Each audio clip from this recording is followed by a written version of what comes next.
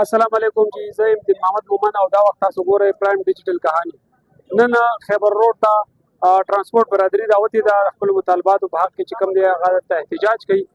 او دلته ګاډي هم راوستې دي دا وخت موږ سره د ترانسپورت او برادرۍ څخه کسان ولاړ دي دوی سره به خبرې کوو جی السلام علیکم جی وعلیکم السلام. ټولو نه مخکې خپل تعارف را سره وکړئ او ستاسو څه مطالبات دي دا ووایئ راته زه د ترانسپورت صوبایي صدر یم آصف شاه یوسفزی خیبر ترانسپورت اونر فیډریشن. زموږ چې مطالبات د غیر قانوني اړې زموږ د سرکاري اړو سره کولاو کړي دي سراسر صرف ناروا طریقې سره کولاو کړي دي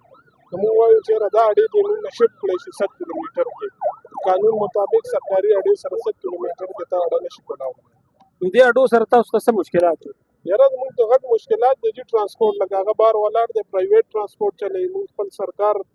له ډېر لوی ټیکس ورکولی کېږي سالانه 40 روپۍ د ټیکس ورکوم هغه هلته چې موږ نه مخکې ولاړ دی او لکه د موږ ترانسپورت باندې غټ اثر دی غټ مشکلات یې موږ ته جوړ کړي. تاسو آیا ټول ترانسپورټران دلته راغلي احتجاج کوي ټول ترانسپورت چې څومره د جنرال بس سټینډ ترانسپورت دی ټول راغلی دلته اوس احتجاج پر نه کار کوي که د موږ خبره چا ونه رهي موږ به پایجام هم کوو او ګیراو هم کوو. دلته خو تاسو له اډیشنل اسسټنټ کمشنر بشارت صاحب هم راغلی که نه هغوی سره تاسو څه خبرې وشوې یاره هغوی هم لګیا دي خپلې خبرې اترې پکې کوي بس ټرکاوۍ را ټرکاوۍ موږ ورته وایو چې آن د سپاټ موږ له دا خبره حل کړه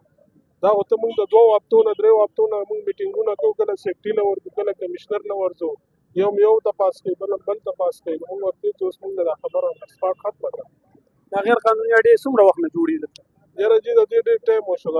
افسرانو په ملي بګت جوړ دي دې نه چې څومره انکم راځي ټول د افسرانو جیبونو ته روان دی او زموږ د سرکاري اډو چې کوم انکم دی هغه ټول سرکار ته روان دی 40 کروڑ سالانه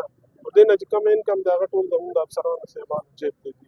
تاسو سروې وکړئ چې یاره دا پرایویټ اډه سرکار ته څه جمع کوي یا لوکل ګورنمنټ ته دنه ګاډی اوسي څه ټیکس جمع کوي که نه په ده باندې لوکل ګورنمنټ ټیکس هم لاګو دی چې دې ښار کې د هر ځای نه اوچتېږي سیټي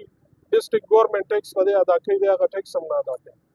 نو که ستاسو په دې خبره باندې عمل درآمد ونه شولو نو تاسو اخري لایعمل به څه وي زموږ اخري لایعمل پایجام دی او ګیراو دی.